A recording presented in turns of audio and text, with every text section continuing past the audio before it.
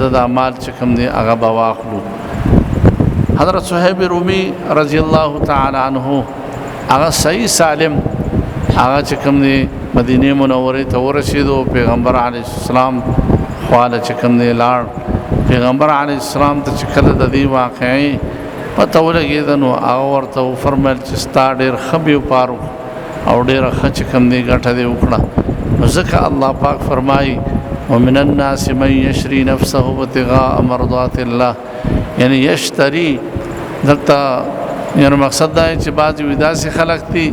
چې هغه خپل ځان خرڅوي. ومن الناس من یشری نفسه ابتغاء مرضات الله،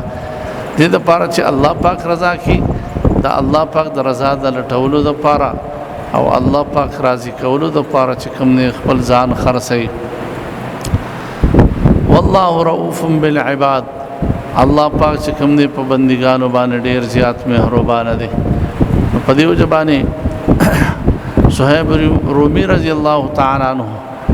خپل چې کوم دی مال کافرانو ته پرېښودو، خو لیکن د اسلام دپاره او د دین دپاره چې کوم دی قرباني وکړو، هجرت یې وکړو. ځکه چې دا هجرت ټولو مسلمانانو ته د دغې حکم او په ټولو صحابو باندې دغه هجرت چې کوم دی فرض و. لہذا هغې خپل مال او جان او هر څه چې کوم دی د اسلام دپاره قربانول، خپل مال یې پرېښودو، لیکن الله پاک په حکم باندې چې کوم دی عمل وکړو. پیغمبر علیه السلام ته ځان ورسو. ځکه الله پاک چې کوم دی قرآن کې د هغې تذکره کوي چې دی د الله پاک د رضا دپاره او دا چې کوم دی د جنت ته حاصلولو دپاره خپل ځان چې کوم دی دا خرڅ. په دې وجه باندې زمونږ مال په کوم ځای باندې لګي، ګټل کېږي په کومه طریقه، د دې به خیال سړی ساتي. حدیث مبارک کې راځي چې ته مال د دې خبرې تپوس به کېږي د قیامت په ورځ باندې چې تا مال ګټلې څنګه دی او دا مال له خرچ کړي څنګه دی. نو د ګټلو تپوس به هم کېږي او دارنګه د خرچ کولو تپوس به هم کېږي.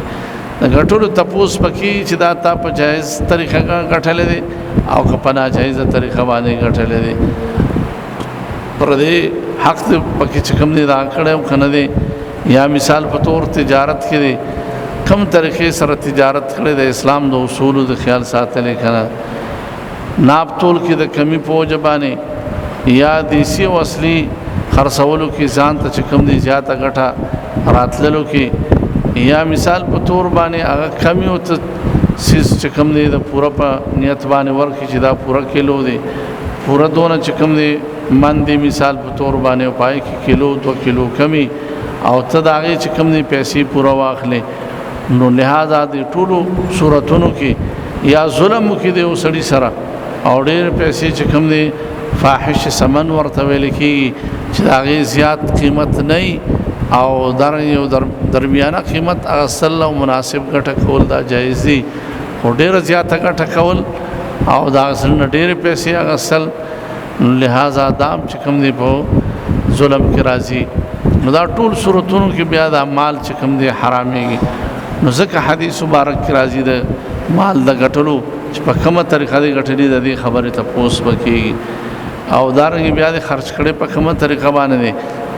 او کم ځای کې دی چې کوم دی خرچ کړی دی، نو د هغې تپوس به هم چې کوم دی دا به کېږي. نو مخکې آیاتونو کې انسان ته دغه هدایاتو چې تا دنیا کې زندگی تیرې،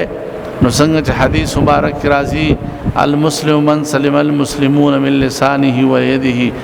مسلمان کامل مسلمان هغه دی چې د لاس او د چې کوم دی د ژبې نه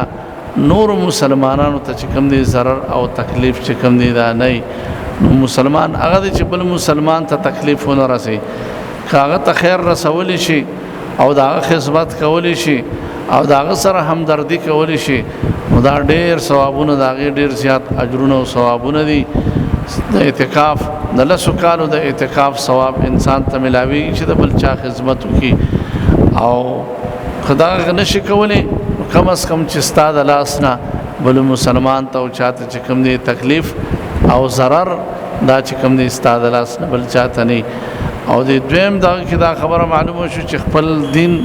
دپاره خپل مال استعمال کا، خپل جان خپل مال او دارنګه چې کوم دی هر یو سیز هغه د دین نه قربان کو د دین لپاره استعمال کا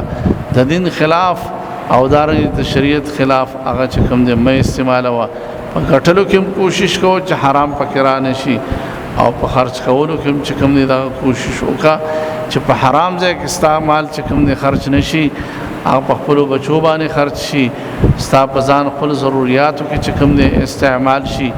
او دارنګ چې کوم دې په دین باندې ولګي او په اسلام باندې او په نیکو خلقو باندې چې کوم دې استعمال ولګي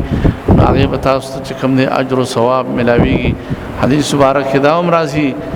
هر یو سړی وي دا مال زما دی او دا جیداد زما دی او دا پیسې زما دي وی هغه پیسې او هغه مال او هغه جیداد د دې چې د وخړو او هغه د دې چې د واغستو او کم چې پاتې شو هغه چې کم دی د نه دی او هغه د دې چې کم د الله پاک په لار کې ولګو د الله پاک په دین باندې ولګو نو به د لپاره په آخرت کې چې کوم دي ذخیره شي نو هغه مال به د په کار باندې راشي دغه مال په کار راځي چې د وخړو دغه مال په کار راځي چې د واغستو او هغه مال به په کار راشي چې آخرت کې ورته د ذخیره چې کوم دي د ځان لپاره جمع کی او د الله په دین باندې ولګي نو دغه به د په کار باندې راشي او چې کم پاتې شو کله ډېر پیری وي او 200 پیری وي چې دا سمادي دا سمادي